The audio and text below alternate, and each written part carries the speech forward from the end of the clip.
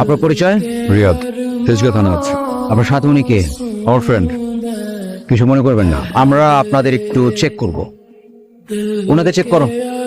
আপনার ব্যাগটা একটু দেখাবেন? আমার ব্যাগে কিছুই নেই। তো ওনাকে একটু বলুন ওরা ব্যাগটা দেখাতে। দেখো, আমার ফ্রেন্ডের সঙ্গে অনেকদিন পর দেখা হয়েছে, আমরা সঙ্গে যাচ্ছিলাম। আমি এর সম্পর্কে কিচ্ছু জানি না। ওনাকে গাড়িতে উঠান। কেমন আছিস তুই? এখানে এভাবে যোগাযোগ তো তুই করিসনি, এত রাত তোর, ফোনই ধরিস না আমার। তুই কি আগে চেয়ে সুন্দরী হয়েছিস নাকি? আমি আগে থেকে সুন্দর ছিলাম। কি হয়েছিল সেদিন, শুরু থেকে বল। আমি তোকে হেল্পটা করবো, কিন্তু মিথ্যে হলে। তোকে মিথ্যে বলিনি। আপনার কাজ হচ্ছে তদন্ত অবজার্ভ করা, আমাকে গাইড করা আপনার কাজ না। কেন মনে হচ্ছে আমি আপনাকে গাইড করবো? আর আমি আপনাকে গাইড করার চেষ্টাও করছি না। আমার মনে হয়েছে তাই বলছি। এই তদন্তের উপর থেকে প্রেশার আসতে পারে। বাইরে থেকে প্রেশার আসলে এতক্ষণে সেটা চলে আসতো। আপনি হয়তো জানেনই না এসআই রিয়াজ আসলে কে।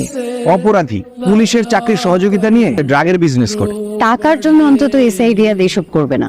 অভাবে পড়লে মানুষ কত কিছু করে। আপনার কি মনে হয় শিল্পপতি নিজাম সাহেবের একমাত্র ছেলের টাকার অভাব হতে পারে? হোয়াট?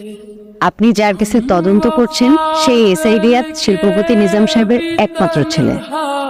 এখন আমার কি হবে? তোকে না তোর কথার উপর বহাল থাকবি, ঠিক আছে? সেটা না হয় বুঝলাম, রিয়াদকে এই কেসে ফাঁসানোর কি দরকার? রিয়াদের বাবা অনেক পাওয়ারফুল। বুঝলেন রিয়াদ স্যার, আজকে তদন্ত করার মুড নেই।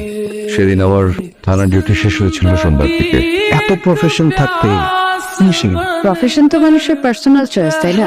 আমার মনে হয় না এই কেসের সাথে তার প্রিভিয়াস লাইফের কোনো ইনভলভমেন্ট থাকতে পারে। আপনি আমার কোনো কথা ইন্টারফেয়ার করবেন না। 2 বছর আগে। এদিকে আসো। গুড মর্নিং বাবা। ওনাকে চেনো? চিনব না কেন? Police commissioner Enayet uncle. উনি কেন আসছে তুমি জানো? তোমার কাছে কোনো কাজে? তুমি কি কালকে রাতে 30 ফিটে গাড়ি নিয়ে গিয়েছিলে? গিয়েছিলাম। সেদিকে 57,000 টাকা তুমি দিয়ে দাও। গাড়ি চাবি দাও। আজকের পর থেকে তুমি আর গাড়ি ড্রাইভ করবো না। কানে গেছে কথাটা? তোর গাড়ি কই? আব্বা বলছে যে নেক্সট উইকে একটা নতুন গাড়ি কিনে নেবে। ওরে দোস্ত, তোর কপালটা আমার দিয়ে, আমি একটু খুশি। গাড়ি তো বাদই দে, আমার বাবার কাছে একটা স্কুটি চেয়েছিলাম, স্কুটি তো দিলই না, উল্টা ঝাড়ি দিয়ে বসছে। আশ্চর্য, বাবার কাছ থেকে টাকা নেই কেন গাড়ি কিনতে হবে? চাকরি বা বিজনেস করে তো আমরা নিজেরাই গাড়ি কিনতে পারি। শোন বিপাশা, এসব বিজনেস আমাকে দিয়ে হবে না। আমার লাইফের সোজা গোল, হয় বাবার টাকায় আয়েশ করবো, আর না হলে বুড়া কাউকে দেখে বিয়ে করে সেটেল। সুন্দরী মেয়েদের পরিশ্রম করতে হয় না, সুন্দরী মেয়েদের পরিশ্রমের জন্য মেলা লোক বহুত পরিশ্রম করতেছে। তোর কি কাজ জানিস?